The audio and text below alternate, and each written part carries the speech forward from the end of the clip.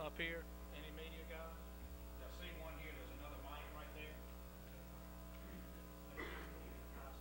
You need that up here?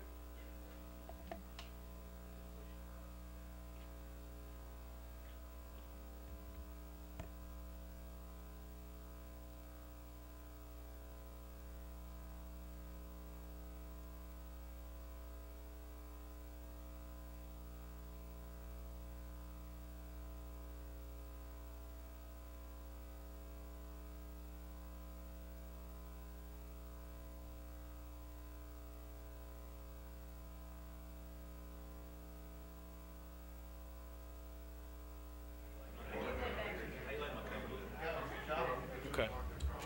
Good afternoon to everybody. We're here for a scheduled administrative briefing, and we do these at least once a week on Wednesdays. We also do them from time to time on Fridays. This is sort of a special one because we're going to address some what I would consider lingering issues in the city to try to give some guidance from the administration so that the record is set straight about what we recommend and what we think should happen. In addition to numerous letters, comments from people on the street, comments at neighborhood meetings, comments specifically at drainage meetings, comments about CLECO, from the internet to the newspaper to everything else, and in specific to a letter by the President of the City Council of, I believe, early February '09, we have had the ability to receive a lot of information from the public. I want to make clear that we have routinely been attributed in the administration as having made a recommendation on whether to accept the CLECO settlement. When Mr. Johnson, Charles Johnson, as city attorney speaks, he is a dual officer. In fact, he's the only one in the city who answers both to the council and the mayor as a dual officer. And I will get to his feelings about settlements. I want to make it clear that at no time has the administration given an official position on whether to settle or not. In fact, we've been very careful not to say that and to make other types of recommendations about how to proceed. I will tell you individual members of the administration, meaning division heads, from Mr. Crutchfield to Mr. Marcotte to others, do have feelings about the propriety or not of settling. And I believe that they all weigh in favor of resolution of this case by settlement. I'll let them speak to that. On December 2nd, I wrote the council of 2008. I wrote the council and specifically stated the administration believed no settlement should take place regarding the litigation unless and until there was an opportunity for public disclosure on each point, as well as the opportunity for real public discourse on the process and the outcomes. And so in an official letter, the administration took the position through my office that we could not recommend anything until a certain process developed. In lots of informal discussions and in at least one meeting with the city attorney here at City Hall and an assistant city attorney, Mr. Giss, the president of the council indicated a desire to move forward in one way. I indicated a desire to move in another way. That's okay. That happens. People have different ways they want to move through that process. I talked to Mr. Silver frequently during the time. We all had a version of how we thought these things should be unbundled to the public. I made it clear on December 8, 2008 that I had other ideas about how to proceed. And I said December 2nd a while ago. I'm not sure if those are from two letters or one, but in early December 2008 in the letter, I made it clear how I thought we should proceed. In particular, I highlighted the basis for resolution of all claims under the current model. And by current model, I mean how this case is presented to you today, through this mediation and in this manner of a PSA, a power supply agreement. I thought that it posed significant issues meriting further response and some form of public approval, some process for the public to weigh in. And there are reasons for that. But we're talking about binding the city for a considerable amount of time, and I thought that there were certain things that were needed to be disclosed in this process. That was my opinion. And I think it was shared by many, and in some cases maybe other officials thought it should be a different way, and that's okay. That doesn't mean a negative, that they thought it shouldn't be public. It just means they thought the process should be in a different way. What I meant by that, what the problems are you're going to see today. I indicated the need for direct public participation because I had some ideas in talking with Mr. Crutchfield over the last 2 years in this about what I'll call a, quote, practical way, end quote, of how to move through this. And we're going to get into a little bit of this today. We're going to try not to make it technical like the past presentations, but you need to understand that there are a lot of problems. It's very easy to come out and say, let's have a public vote. Let's do a referendum-style vote. And many of us thought that was the best way. Mr. Fowler and I talked about it many times, that, look, the public needs to weigh in. I have always said that I believe the council needed to make the decision about whether to settle. That's what you elect people to do. You can't, if you put off every decision that you have to make as an elected person to the public, then there's no reason to have elected folks doing that in a representative government. So I thought the council rightfully should decide whether to settle. But then the question of to rebate or not to rebate, how to rebate, all of those things we thought should have a much larger public component. And I still believe that. But there are practical problems with that, and we're going to get into that today. Some of them are going to surprise people. Some people are going to be angry and say, I can't believe they caught that. But let me just do it real simply. If you didn't live in Alexandria during the period that the harms were alleged to have occurred, from 95 to 2005, then a big argument can be made by people who were harmed that you should not share in any settlement. Now, the folks hearing that for the first time will say, I'm not sure if I ever thought about that, but you know, I still want to have a good rate. I still want to have a good future agreement. Well, what we're here today to talk about is how we can achieve both of those goals. And these are things that I don't think everybody's thought about. The council's been thinking about it. The administration's been thinking about it. We're trying to unbundle this very serious and complex array of items over time. And I think we've been doing a good job of doing it. I know some people will disagree, but that's the nature of this business we're in, and that's the nature, certainly, of this case. So this practical and fair discussion on solutions is important. You'll see part of it today. You'll see part of it in the days to come and in the weeks to come. I think despite best efforts and attempts, that council meetings have their own way of limiting discussion, either through time constraints, either through other interruptions. It's sometimes difficult to get through all of these issues where you talk about the technical side and then you try to break that down into terms that everybody can be on the same page about. And we're going to try to do that today and to follow. What I hope to do today to present to the public and especially to the councilmen who have to make some important decisions. And by the way, they're asking for this input. This is not something that we're just offering. This is something that Mr. Lawson has requested in writing, and I dare say almost every councilman to a person, not every councilman, has asked for this type of discussion. It seems to me that we have three big items on our plate right now. The Cleco case, we certainly have drainage issues, and Spark, which I'll now call Spark/stimulus measures. Those are the three big items on our plate right now. So our input's been requested in writing. It's been requested by citizens. So we're going to give our input.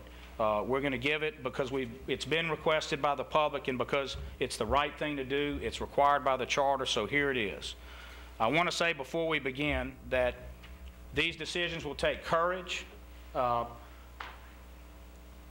know that the council will have to deliberate very seriously, but I also want to point out that if you talk about really stimulating things, and you're going to see how all three of these items work together, it also takes action. And action is something to do now. It's action that is required now. If we wait 6 months, 8 months, a year, we're going to lose the ability to make this meaningful and the best thing we can for our public. Many letters have been received. I received one in particular from Mr. Lawson that's dated February 4, 2009. It talks about indicating an interest in a rebate plan that Mr. Lawson wasn't sure if that had ever been brought up before. It has been for 2 years, as far as I know in the litigation. We've talked about rebates and those types of things. But he goes on to ask in a questionnaire type form, or 4 questions. One, and this is directed to me individually, are you in favor of a rebate? I am in favor of returning money owed to citizens to the persons that are owed that money. I think that the question of how you do it is one of those devil in the details, and you're about to see just how complicated that can be. And I'm also going to talk later about, you can easily say you're in favor of a rebate, but then when you start looking at the value of cash as a direct payment, getting back something on a utility bill over time, or things in future infrastructure, you're going to find that the dollars in a direct rebate are really much smaller than the value you get over time. So this is what we mean by having a public discussion. What we hope to do today is resolve that. It's a Gordian knot, folks. It's the knot that can barely be cut, and what we propose to do is, just like the great sword that cut the knot, is hit that knot and cut it and move forward. And that's what we're trying to do today. Number two, what would be the minimum rebate each utility user should receive? We're going to address that in these presentations. There is no real way to say a minimum rebate. You're entitled to what you're owed. So the question is maybe a little bit ill-formed. I think I know where Mr. Lawson was going, but we can't arbitrarily assign a floor or minimum. You're owed what you're owed. So I think that'll be addressed as we go. Number three, what total sum of money should be devoted to the rebate? Well, you get back into, are you making an arbitrary decision about how much will be rebated and how much will not be? If you talk about just paying back what people are owed, you don't get to make that determination. Commercial users would receive a big portion, and you have to look at who is receiving the benefits of this, and Mr. Crutchfield will address that shortly. Number four, should the rebate be rendered in the form of a payment or a series of payments? That's where we ran into the whole issue about using DG Hunter, taking a big upfront payment now. How would that affect us? How would it involve this letter of credit issue? We think that we've just avoided that whole thing, again, cutting the knot today. So some of these may not have to be answered the same way. Now, this is just one letter from Mr. Lawson, but it's an official letter, so I thought I'd use this as an example. There are many other folks who write similar questions to us, and I think they'll be taken up as we go. It's important, for history's sake and for the record in this case, that we make the case for why you would not settle this case. And so we'll outline that quickly. No person or entity in the city, by any expert or anyone else, can guarantee that this deal is the best deal possible. I dare say no one can guarantee that in any case about something of this nature, but that can't be guaranteed. But I think you need to wait until you see the presentations on what the value of this means, and some simple comparisons that we've not made before about the case that Mr. Crutchfield will do. We also can't guarantee that so-called carbon legislation that's going to come out, or other commoditization of solid fuels, meaning other solid fuels become commodities, they become traded as such. When all of those things come online, we can't tell you how that'll then compare to the marketability of natural gas. We have ideas about it. We've hired experts to tell us that.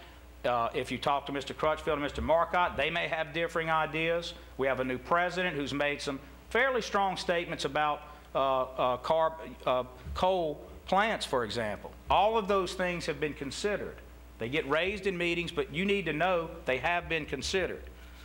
But we do know there's a 90% confidence rate for the range of value given by the city's experts that meets what our optimum value and desires were in settling this case.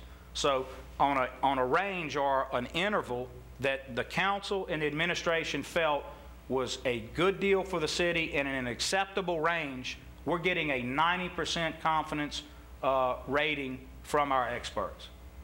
So when somebody says, is this a good deal, those are the facts. You have to decide if that's good to you, 90%. I think a lot of folks in this business would say yes. But if your whole notion is a guarantee, which a different type of settlement, which I'll come to later, would have given, just a straight, this is what we say you owe, we're settling for that dollar amount, write the check, then yes, you would have gotten a guarantee. You would have known the exact amount. The problem is there's another side on the V, you know, on the verses, and they weren't willing to do that, and so you have to decide what you want to do. Go to court, try to achieve that later, take on the costs of going to court, the additional attorney fees, the years of litigation, or do you want to try to do something different? And that's where we're moving to. So there's never a guarantee as opposed to this straight cash settlement or a judgment verdict, waiting and going all the way through court. By the way, it doesn't end at a verdict. Then there's the appeals that can occur. So it can go on and on. another reason not to settle, this moral component. I coined the term in this case, at least, I think, and now it's getting used. I do believe there's a moral component. That moral component might be defined as ensuring proof of fraud against a public body. Proof of fraud against a public body won't just be settled, that you'll somehow put that on the record. You can do that, but you got to go to court to do that. That's who will make that finding. Likewise, we have heard, at least in the last meeting, a former CLECO employee brought up something that I think was meant to say, look, have y'all considered this? And the answer is yes, but that's this question. Does this allow CLECO to book, and I say that in quotes, this deal as simply a power deal on their accounting books so that they can avoid calling it a settlement that somehow helps them with their shareholders and all? Probably so, of course. Some people take that argument. CLECO may say, no, that has nothing to do with it. Our experts may tell us that's the case. But you have to come to the question of sort of so what from the standpoint of you as a citizen in Alexandria. How they book it, if that's a problem, is their issue. I guess if you happen to be a citizen and a shareholder, maybe you have some other question, but that's not our position to address from the city. We have to address our councilmen to make sure they can make an informed decision. We have to address you as the people, and that's what we intend to do. We talked to Mayor Piazza, who was brought up by the former employee of someone to talk to. Mayor Piazza told me within the last 2 weeks about that conversation. The very thing brought up, Jacques, I'm not sure what was attributed to me, but I would never believe you could just go out and do an RFP and get another provider. He just told me that. I just talked to Mayor Piazza. I know him well. He said that we are, in fact, constrained. It doesn't work that way. So I just want to let you know that each issue that's been brought up in public meetings, we've attempted to address as much as we can. Now, the evidence basis for settling. The evidence basis for settling. Regardless of any criticism you may receive for settling, and this is to the council, there is ample evidence-based support for doing so. Regardless of any criticism you could ever receive as councilman, there is evidence-based support for doing so. The Cure Commission has unqualifiedly stated the settlement is in the best interest of the city. Cure has reviewed the material needed to make that decision, and they've done so. R.W. Beck has been paid for and independently assessed all of the agreements and believe it favorable and indeed recommended. R.W. Beck. The city attorney and all the special legal counsel have all weighed in favor of settlement. The professional staff of the city, Mr. Crutchfield, do you believe that's in the best interest of the city? Yes. Mr. Marcotte? Yes. Mr. Gist? Yes. Have all weighed in favor of the settlement. Settlement preserves and maintains CLECO as our provider. They are right across the river. That's important to a lot of folks from an economic development standpoint, to a whole lot of other things. We replace all those complex agreements in the past that led to problems with really a single PSA. There'll be other sub-agreements, but it's not going to be like it was. We eliminate any points of contention. We have stable energy for 13 years, to the extent it is for the rest of the country. We're creating a better dynamic atmosphere for us. We're getting more choice and having more fuel diversity, which is critical. So regardless of the upfront payment election, which now I think we have ended having to deal with, so we end that whole host of problems that was holding up a signature on this agreement, we can place the city's rates for electricity on a wholesale footing projected to achieve significant rate savings, which you've seen multiple PowerPoints on, and I won't go back over. It allows us to benefit from the fuel diversity at Rodemaker 3. And that's what anybody would want in our area. They would want what we're achieving there. The city can capitalize on the value of DG Hunter units by allowing them to be used as a capacity reserve even when idle. But again, we've removed probably that whole $29 million issue, which, by the way, makes that $29 million worth what? $44 million. The city has extensive review and audit rights of all purchases of energy provided by CLECO. The city will continue to enjoy all benefits it currently enjoys under its energy contracts with SWAPA and LIPA, including green energy. So that first 60 or so megs that we need in non-peak times, your peak months are June, July, and August, In those times where you need less, what would be our peak demand? 180, what are we? 181. And we have that 63. That first 63, we still get the benefit of that very cheap power before we ever go to this new contract with CLECO that has a better deal than what we currently enjoy. Okay. We can maintain a firm basis for future projects, which we may need to have. We preserve, again, that valuable business partnership. I know some people say, how can it be valuable? You were in a suit. A lot of changes have been made across the river. We need to move forward. And if we're going to do that, the time is now. Or we need to make another decision and go to court and stop delaying this. One way or another, that has to be decided. We can avoid the extremely high costs, again, of further litigation and attorney fees. So we have to decide if we can get behind this decision. And we have to decide if what you're going to see today puts the council in that position where it relieves the worries we had about not only the rebate issues, but even about what to do with some of this. What are the things we can do for our future? And I'm going to ask Mr. Crutchfield in a moment to come up and give me some help on this. We're going to kind of go through a very short little presentation about it. We talked about the discussion on how to proceed. We talked about the basis for resolution of the claims under the current model that's posing some issues. We indicated the need for direct public participation, but we always knew, Mr. Fowle and I talked about this a lot, what is a practical way to do this? You may be for this, and it's easy to politically be for that. Let me just put it off on the public, and then I can say, I didn't do it, the public did it. No one can criticize you as a politician if you throw it this way. But then there's the other side of, no, you're not doing it to be political. You're doing it because it's the right thing to do to allow the public to decide what happens to their money. If you're talking about rebating and you say, look, rebates aren't the best thing, future infrastructure is better, but it's someone else's money, you better believe, you better be talking about whether they get a chance to vote on that. And so that was the reason for this discussion.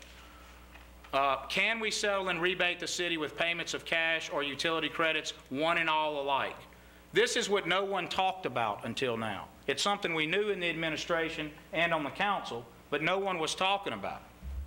If you weren't here during the operative period, that 10-year period, and you moved here, should you be able to share with somebody who actually had a pecuniary, a monetary loss out of their pocket? Do you get to share with them? I guarantee you, if you ask the person who had the loss, their answer is no. And they may even have a reason to be able to do something about that if someone were given a return of these funds who were not owed those funds. You could create a whole new set of lawsuits. I was going to say believe it or not, but I know everyone believes that, so I'll leave it at that. But that's the case. So any total sum of money devoted to a rebate must address the period when the harms occurred in the litigation with CLECO. 94 to 05, 05 to 2000, 94 to 2005, or 95 to 2005. That's the basic range. That's the range alleged in the suit that we're working with today. So we've had to look at different ratepayer groups, persons who would be entitled to a rebate. We put this in quotes because there's a lot of things this can mean. These have changed over this period of time. There are simple examples. Some people have deceased. Then they may have their right to it may pass on, but there are a lot of different problems. Finding people. There's some no recourse situations where you're not going to be able to find that person. They may have moved away. But there's a lot of different things that can happen in this dynamic. And I'm going to ask Mr. Crutchfield to come up at this point and explain what those groups of folks are.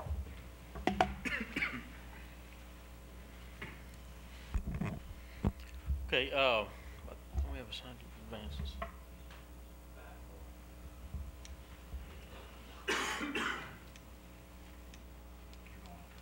Okay.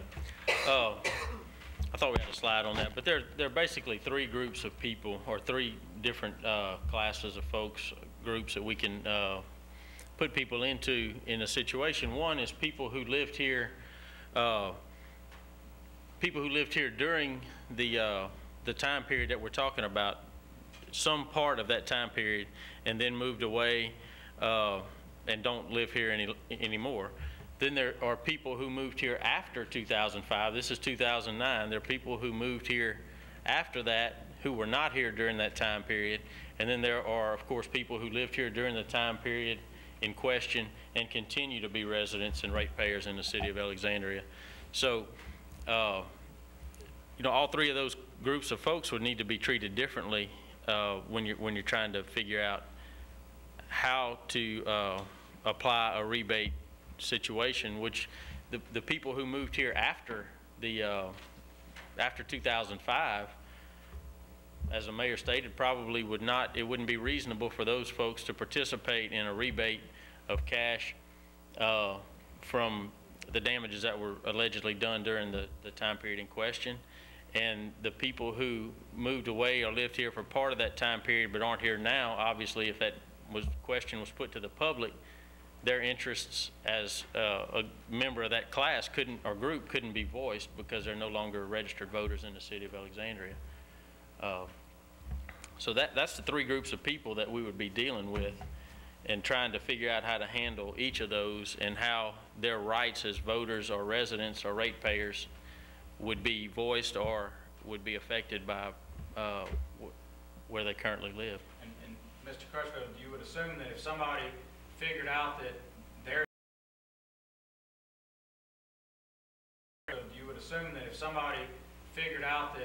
they're in Group B and they were given the right to vote on the question of whether it should be a cash rebate or a future value, once they realized that they were not eligible for the cash rebate, how do you think they're going to vote? They're going to vote on a future value only because that's the only one that gives them an interest. The problem with that is, do they have that right in the first place? So even though this referendum was something you would quickly go to think this is the best way to do it, it turns out it, in some cases, is the most unfair or the unfairest way for some people. And so those are some of the issues that we had to struggle with during this, and I'll ask you to come back up. Okay.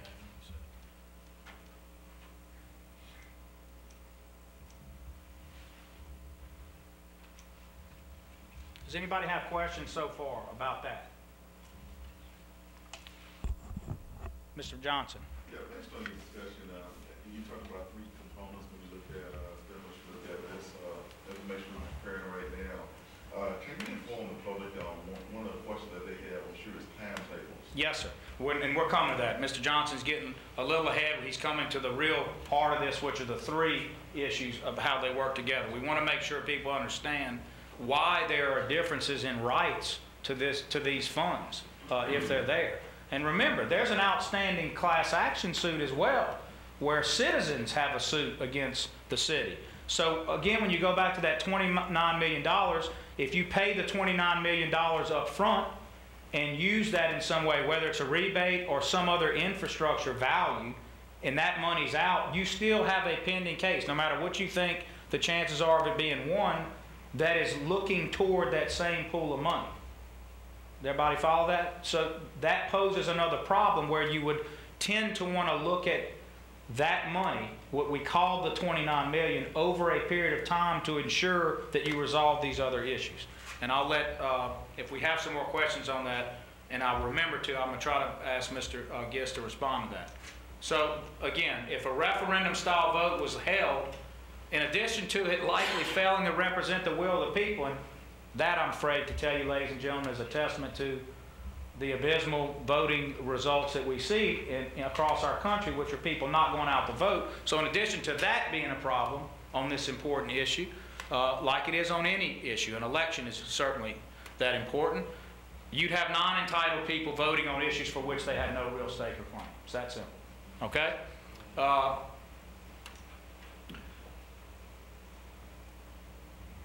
We've gone over that. We've gone over the groups.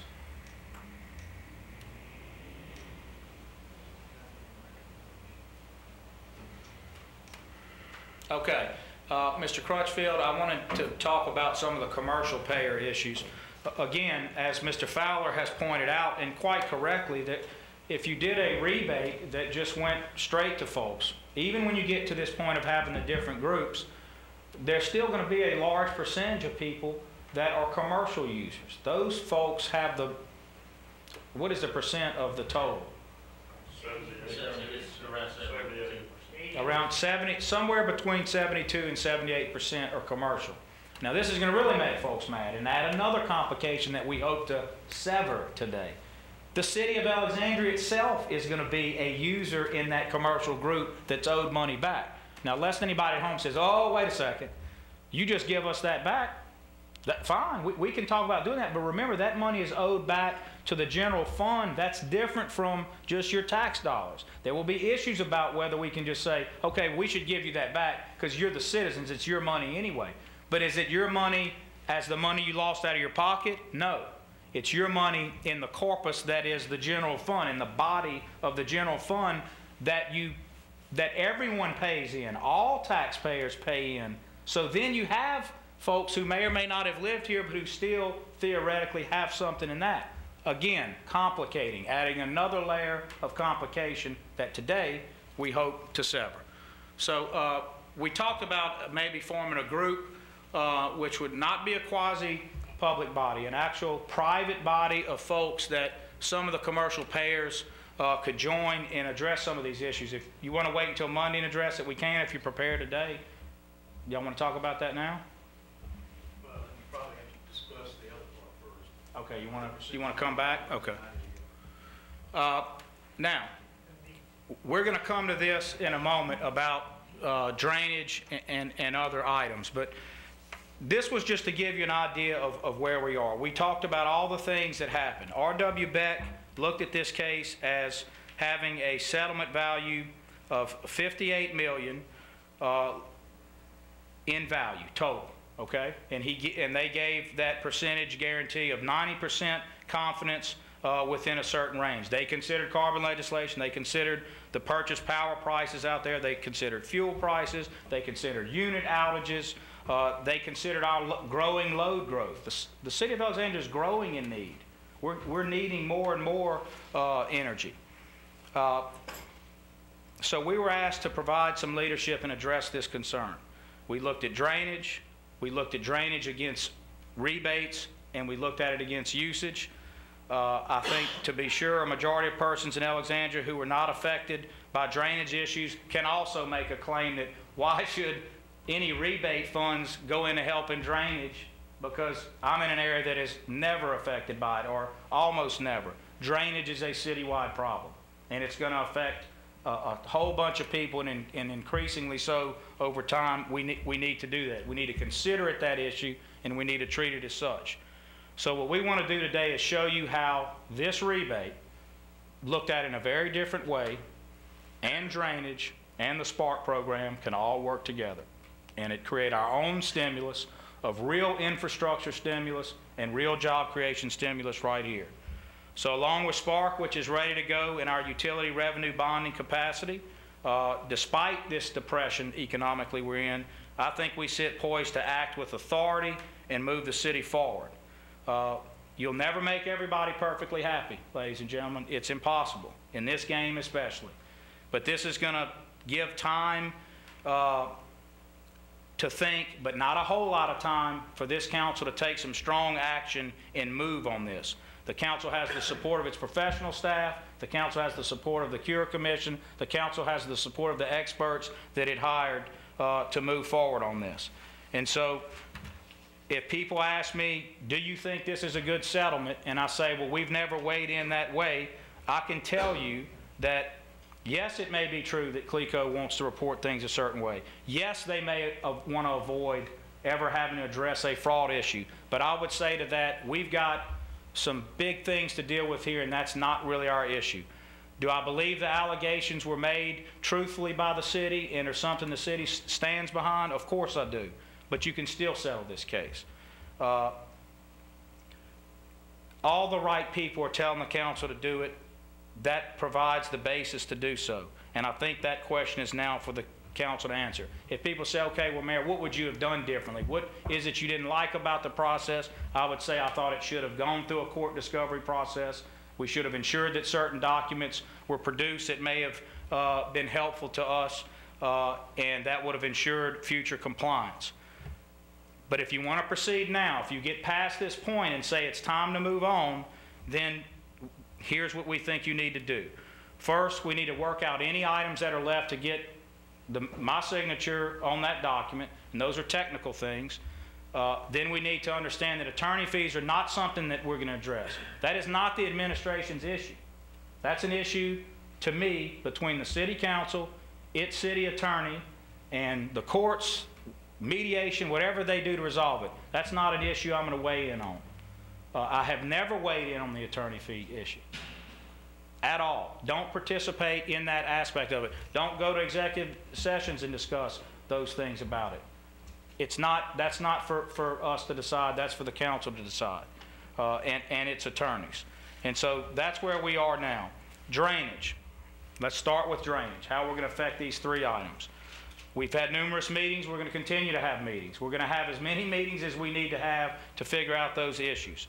But everybody says the same thing. Do everything that's necessary to reduce our impact for future flooding. That's what people say. People don't want to hear a lot more talk. They want to hear, what are your specific solutions? What money are you putting into it? Where are the projects to deal with this right now?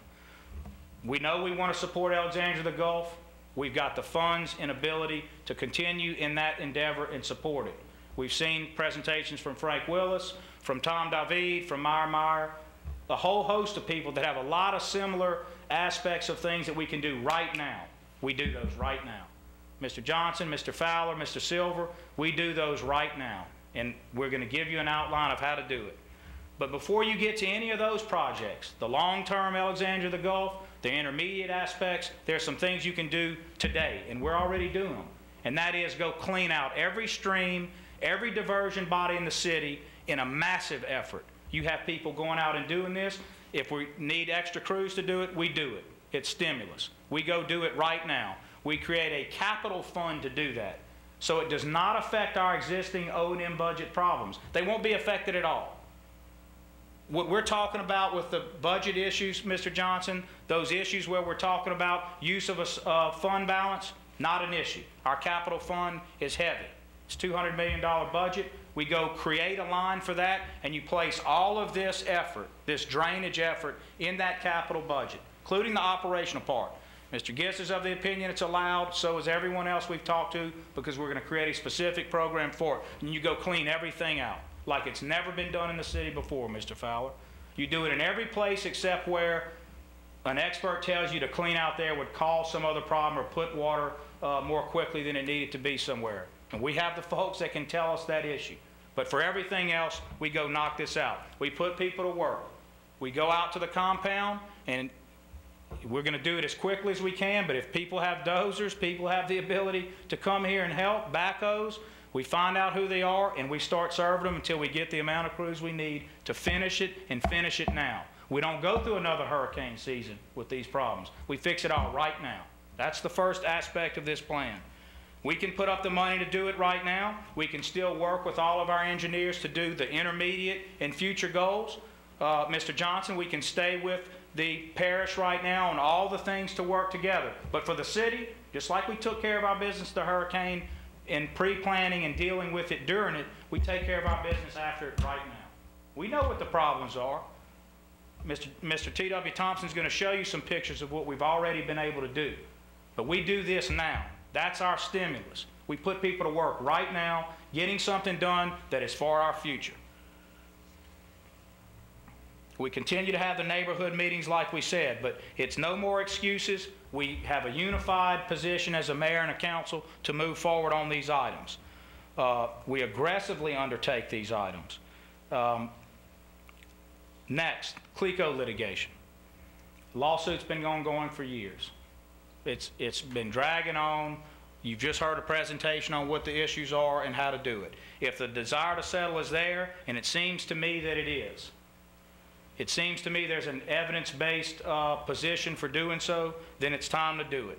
We've talked about the different groups of people that we'll have to figure it out. Some of the people want a rebate up front, others don't. I'm going to ask Mr. Crutchfield to come back up and make a proposal about taking $9 million of total settlement dollars to do this program that we're talking about right now that benefits the entire city. David? Thank you, Mayor. I'd like to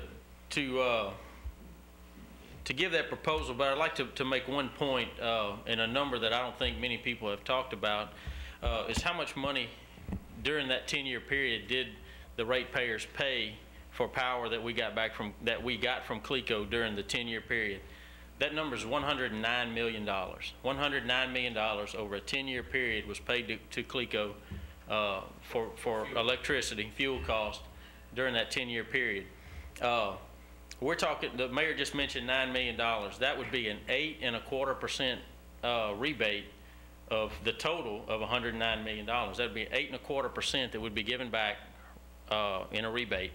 And then, you know, the value that's been discussed of 60 million or that range is actually a 55% return over the life of this agreement with of the $109 million that was spent during that time period. Think about that, $109 million spent in 10 years total. So you do the math at home and figure out whatever percentage you think that was, that the harms were, you're getting 55, you're still getting the 55 to 60 million in value over the, when you compare that to the 109 total, you can't say the whole 109 was owed back to the city. So just think about these numbers. We're trying to present them in a very different way to show you the value of this agreement. So when the mayor asked me a few minutes ago that I think it was in our best interest to settle when we consider a 55% return of every dollar paid, that's the reason for my answer of yes. But the $9 million that he discussed, when applied to the total number of... Why $9 million? Well, 9 million is a reasonable number that can be done without all the issues of the upfront payment that the mayor discussed in the letter of credit and all the problems that exist with that.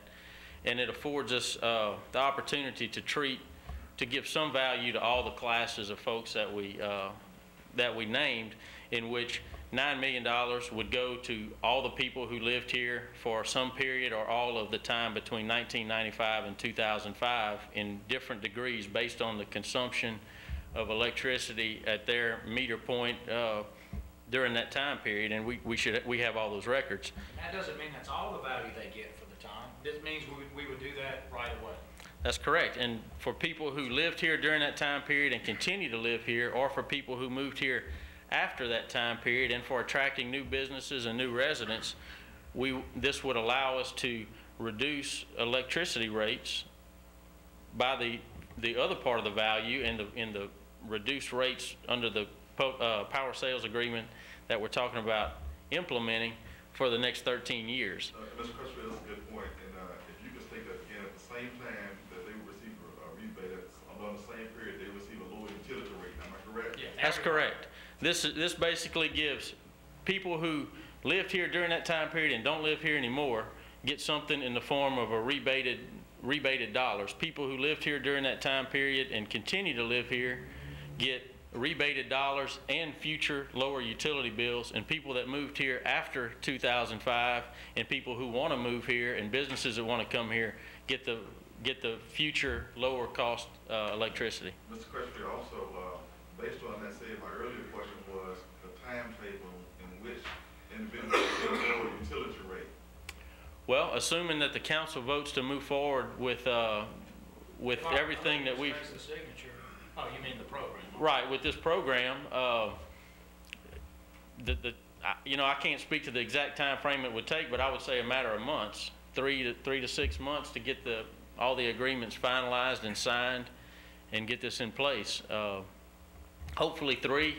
You know, I can't speak to the exact time it would take to get all those agreements signed, but I would think less than 6 months.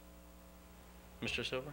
Therefore, in your opinion, in the administration's opinion, this would be the most equitable resolution of a problem that can best serve the interests of everybody. Is that not the case? Well, Mr. Silver, I will definitely speak for myself as I have, as somebody who's been here for the entire duration of this case. It's dragged on for years. That I think we can get this all put behind us, and folks can get basically 55% return of value for that those dollars that were paid over that time period. This is resolved, sooner we can enter into our new contract so we can implement that. Is this not correct? That's correct, yes, sir. I would therefore recommend you reduce this to writing in simplistics and give it to the council, and maybe we can work out something. We have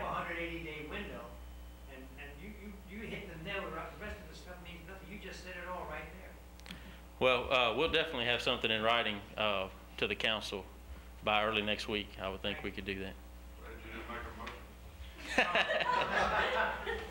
As you can see, you can step here, David. Oh, okay. These are the things that we want to do to put people to work. That's a list of items that can be used. Harry, you're always talking about fast track. All of these items can address drainage issues. We have capital outlay funds, but they would all be working together to solve the problems that we have. The last aspect of this is really about Spark and what it can do right now. We are prepared to move Spark forward at this point, gentlemen, and ladies and gentlemen of the audience. Spark is ready. It is sitting, and that's wrong. You talk about a stimulus locally. Spark is 90% about infrastructure. Spark is